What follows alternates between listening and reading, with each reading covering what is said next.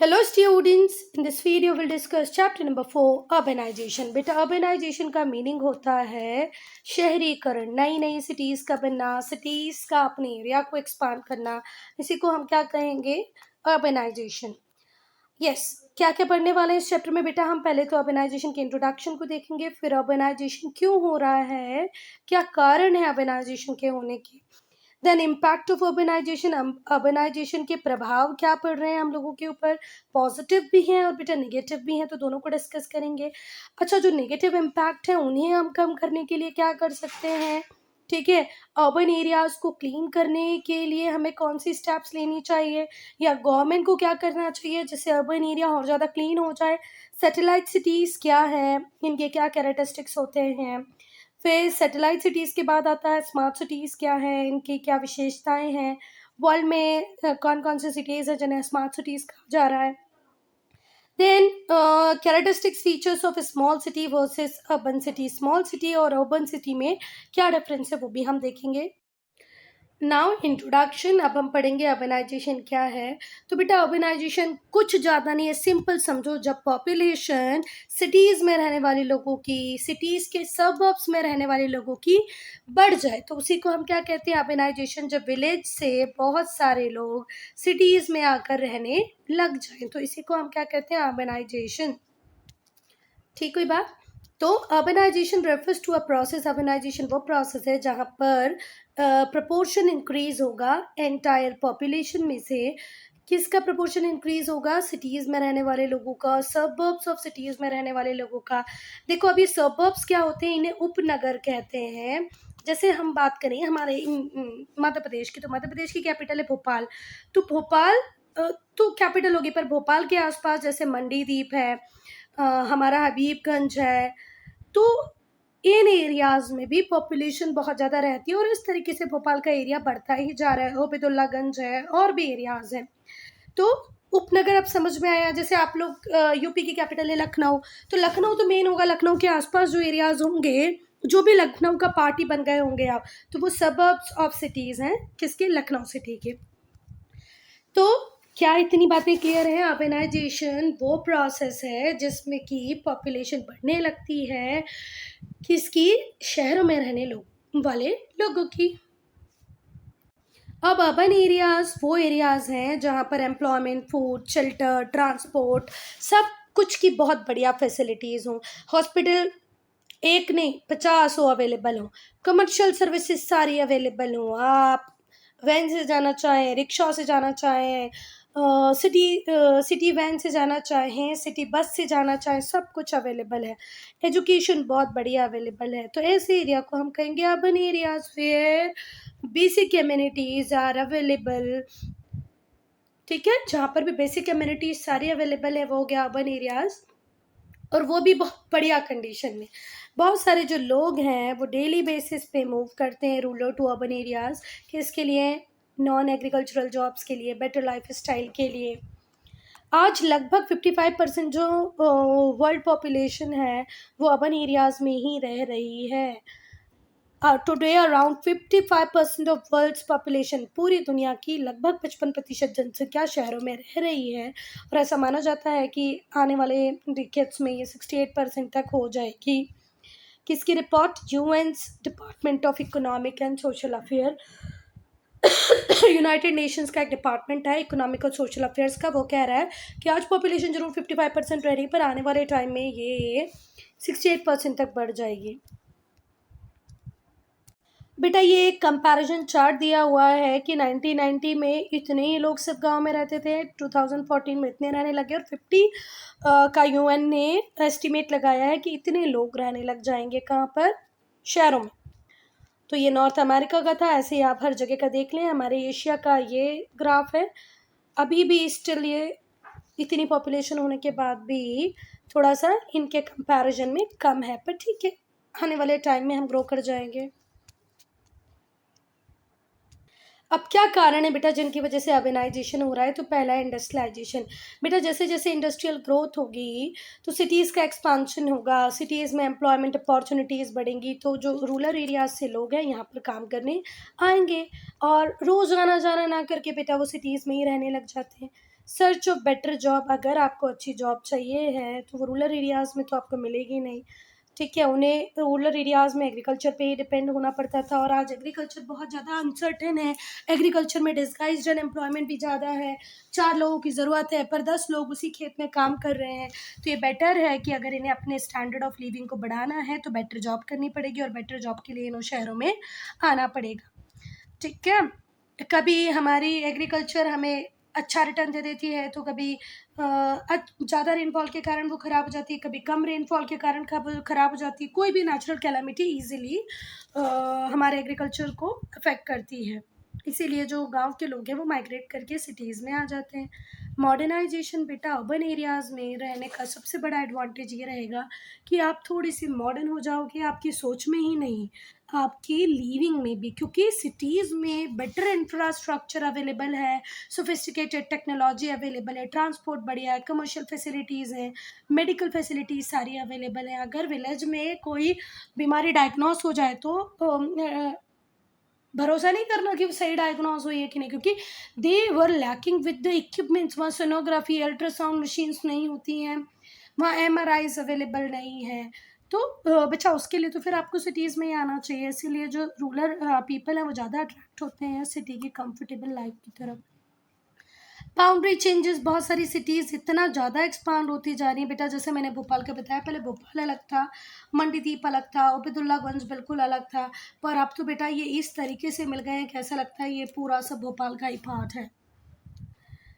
आपके एरियाज़ में भी आप अपनी कैपिटल सिटी के आसपास का एरिया देखो या कोई बड़ी सिटी के आसपास का एरिया देखो, वो इस तरीके से जुड़ गया होगा कि पता ही नहीं चलता होगा कि ये अलग है।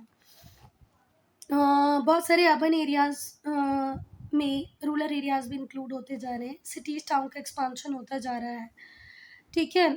Though people may continue to retain most of the villagers characteristics, जो विलेज के कैरेक्टरिस्टिक्स होते हैं वो लोगों ने रिटेन कर रखे हैं, पर उन्हें आज भी हम अर्बन पॉपुलेशन में काउंट करने लग गए हैं। क्यों काउंट करने लग गए हैं बच्चा? क्योंकि वो जो एरिया है वो अब अर्बन एरिया का पार्ट बन गया है। नो डाउट कि कुछ लोग जो अर्बन एरियाज में रह रहे हैं उनके वो कैरेक्टरिस्टिक्स हैं जो रूरल एरियाज के होते हैं, देन टू कि अब उस एरिया की बाउंड्री बढ़ गई है कि वो रूरल एरिया भी अर्बन एरिया में आ गया है, थोड़े टाइम बाद उसके कैरेक्टरिस्टिक्स भी चेंज हो जाएंगे। नेचुरल इंक्रीज इन पॉपुलेशन, जो लोग हैं वो बढ़ते जा रहे हैं, पॉपुलेशन बढ़ती जा रही है, बर्थ रेट एक्सीड कर रहा है डेथ रेट से।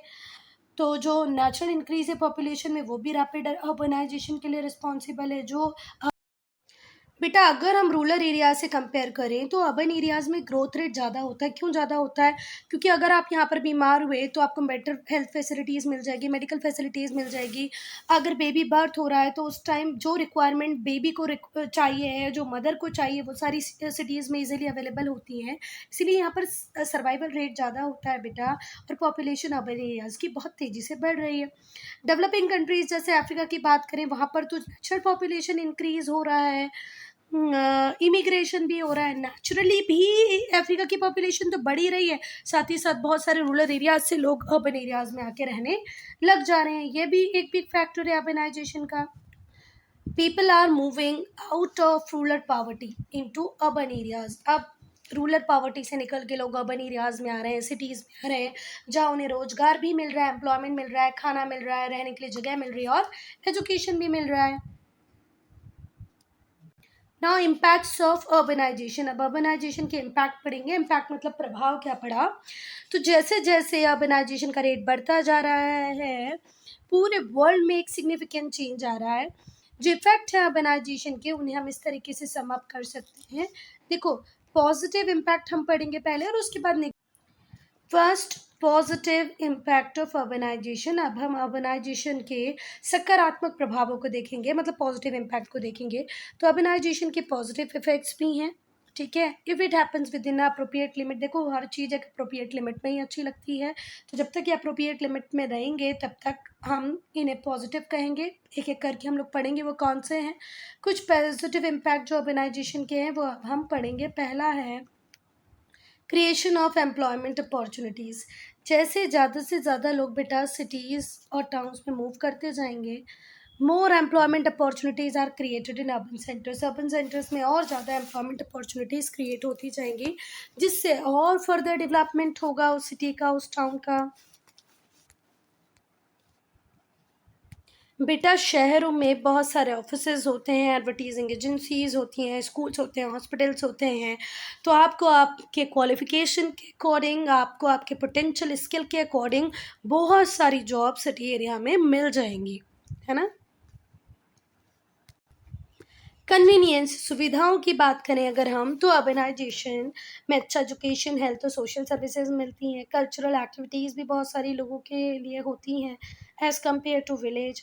तो अगर हम गांव से कंपेयर करें तो सिटीज़ में लाइफ ज़्यादा कंफर्टेबल है। सिटीज़ में आपको सारे मॉडर्न इक्विपमेंट्स मिलेंगे, भले आपको ट्रैवल करना हो, कम्युनिकेट करना हो, आपको रिक्रिएशन करना हो, एसएल वर्ल्ड भी मिलेगा। आपको दुनिया भर के मॉल्स मिलेंगे, मॉल्स में प्लेइंग जोन मिलेगा, थिएटर्स मिलेंगे, सिनेमा मिलेगा।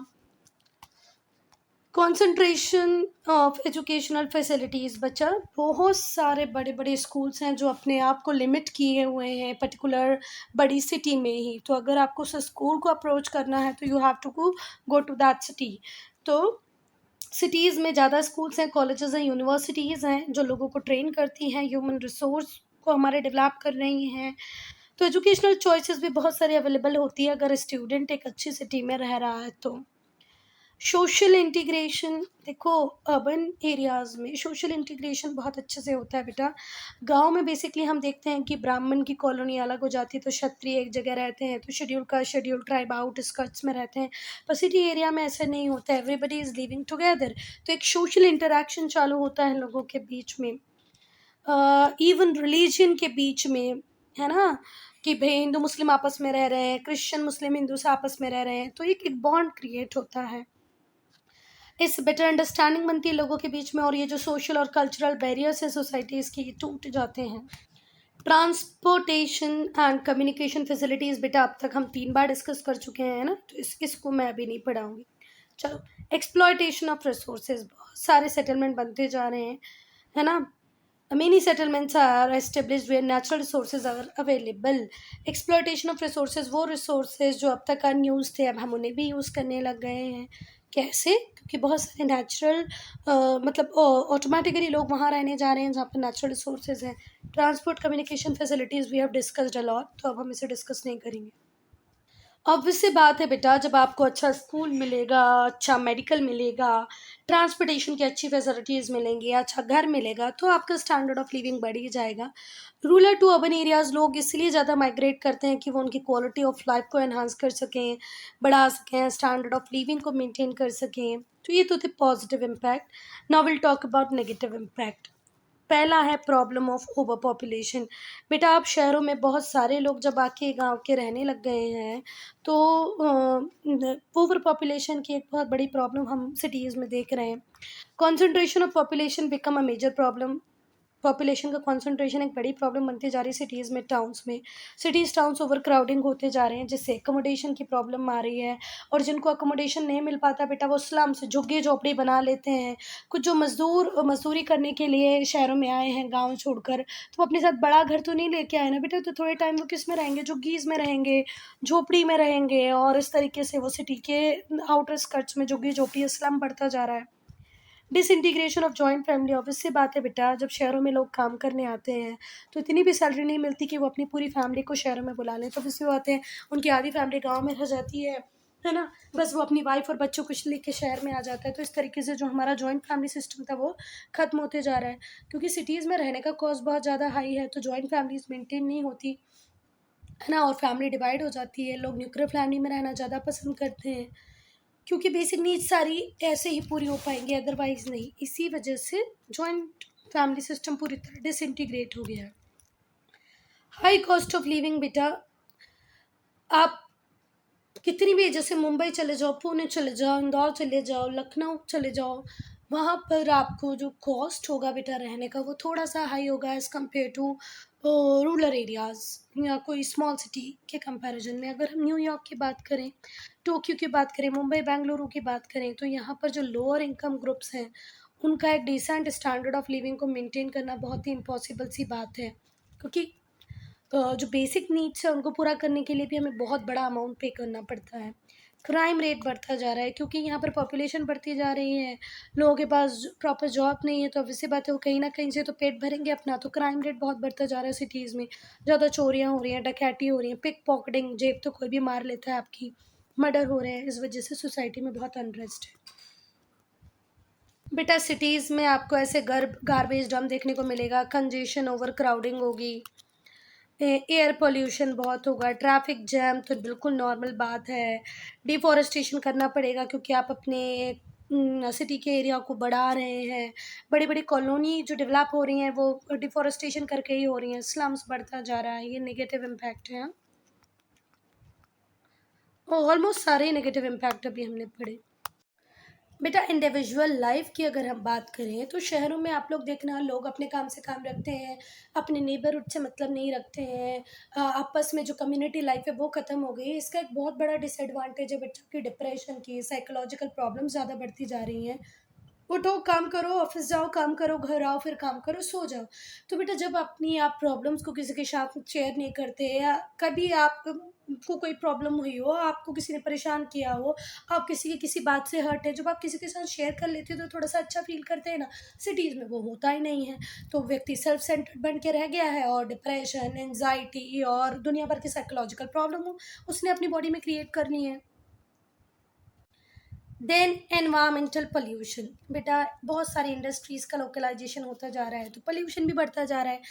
व्हीकल की एक्सेसिव मूवमेंट हो रही है, ट्रैफिक जैम लगा हुआ है, हॉर्न बज रहे हैं, तो ये सारी चीज़ें आपको एनवायरमेंटल पोल्यूशन में कंट्रीब्यूट करेंगी ही करेंगी। तो इसको तो प्रॉपर्ली डील करना ही चाहिए। जितना बड़ा सिटी का एरिया होता जा रहा है उतना इन चीज़ों से भी हमें लड़ना सीखना पड़ेगा, नहीं तो ये तो बहुत बड़ी प्रॉब्लम है जो सिटीज़ क्रिएट कर रही हैं।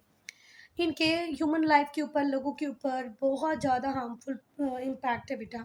वाटर एंड सैनिटेशन प्रॉब्लम की बात करें तो जितना ओवर पॉपुलेटेड सिटीज़ होती जाएगी, ओवर क्राउडेड होती जाएगी, ऑब्वियस सी बात है उतना आप पानी कहाँ से लाओगे, सीवेज फैसिलिटीज़ की प्रॉब्लम होगी, सैनिटेशन प्रॉपर नहीं रहेगा, ठीक है? और जो ड्रेन्स हैं वो चौक होते जाते हैं, ड्रेन सीधे रिवर से, स्ट्रीम से, सीज से मिल जाते हैं तो वो पानी भी ख़राब हो जाता है। इवेंचुअली हम लोग सफ़र करेंगे टाइफाइड, कोलेरा, डिसेंट्री, डायरिया से, और इवन इन सारी बीमारियों से डेथ भी हो सकती है। स्ट्रेस सबसे बड़ी बात, क्योंकि आप फैमिली रिलेशंस में नहीं हैं, अलग रह रहे हैं, तो आपके दिमाग में स्ट्रेस आएगा। स्ट्रेस किस बात से कि यार इतना खर्चा हो रहा है, औरतें भी काम कर रही हैं, तो फैमिली लाइफ पे स्ट्रेस होता है। नहीं तो हस्बैंड वाइफ को सुनने के लिए रेडी है, ना ही वाइफ हस्बैंड को सुनने के लिए रेडी है, दोनों ही फाइनेंशियली इंडिपेंडेंट हैं।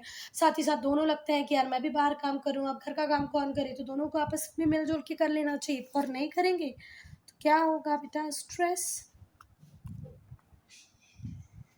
तो इसलिए हम कह सकते हैं कि अर्बनाइजेशन की पॉजिटिव नेगेटिव दोनों इम्पैक्ट हैं, एडवांटेजेस भी हैं, डिसएडवांटेजेस भी हैं, लाभ भी हैं, नुकसान भी हैं, फ़ायदे भी हैं।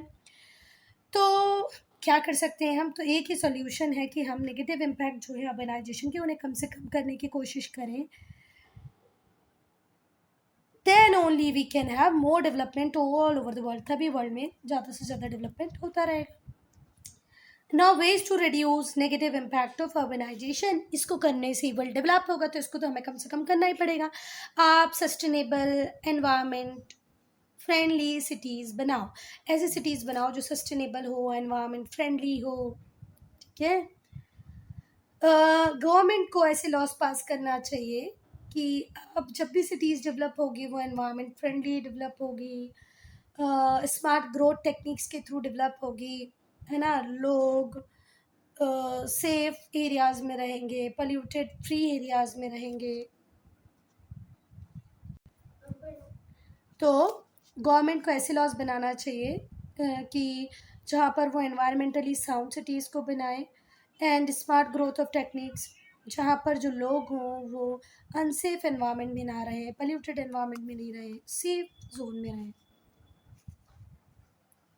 बेटा अर्बन स्टेक होल्डर्स को ये इंश्योर करना चाहिए कि अर्बन एरियाज़ में सोशल सर्विसेज मिलेंगी, जैसे education, health, sanitation, clean water, technology, बिजली, खाना, सब कुछ आसानी से मिले जाए। सब्सिडीज़ भी प्रोवाइड करनी चाहिए गवर्नमेंट को कि जिससे जो हेल्थ केयर, एजुकेशन, एनर्जी, इनका कॉस्ट कम हो जाए। लोग पब्लिक ट्रांसपोर्टेशन को इजीली यूज़ कर पाएँ, कम्युनिकेशन सिस्टम प्रॉपर डेवलप हो, टेक्नोलॉजी अच्छे से काम करे, ज़्यादा से ज़्यादा जॉब बढ़ जाए। नेगेटिव इफ़ेक्ट को कम करना है रैपिड अर्बनाइजेशन के, तो हमें हमारे नेचुरल इकोसिस्टम को भी बचा के रखना है। प्राइवेट इन्वेस्टमेंट को एनकरेज करना है कि वो नेचुरल रिसोर्सेज में इन्वेस्ट करें और ज़्यादा से ज़्यादा जॉब अपॉर्चुनिटीज़ क्रिएट करें। पॉपुलेशन कंट्रोल, जनसंख्या पे तो बेटा हमें कंट्रोल करना ही पड़ेगा। Medical health clinics oriented towards the family planning options, बेटा जितनी भी मेडिकल हेल्थ क्लिनिक्स हैं, हॉस्पिटल्स हैं, इन्हें फैमिली प्लानिंग के बारे में लोगों को अवेयर करना चाहिए, जिससे जो ज़्यादा से ज़्यादा लोग हैं वो इन चीज़ों को समझें। जितने भी मेजर्स गवर्नमेंट ले रही है इसको कंट्रोल करने के लिए, उनको वो समझें, उनको यूज़ करें, है ना, जिससे कि पॉपुलेशन कंट्रोल हो। और पॉपुलेशन जहाँ कंट्रोल होगी वहाँ आधी से ज़्यादा प्रॉब्लम वैसे ही सॉल्व हो जानी चाहिए। तो medical health clinics oriented towards family planning options must be made accessible across the entire urban areas, जिससे diseases और population growth दोनों ही कम हो जाए। Students, I am ending this video here only. If you have any doubt, any problem, write in comment section. Part 2 हम start करेंगे 5 steps to be taken at the local level, जिससे कि urban area clean रहे।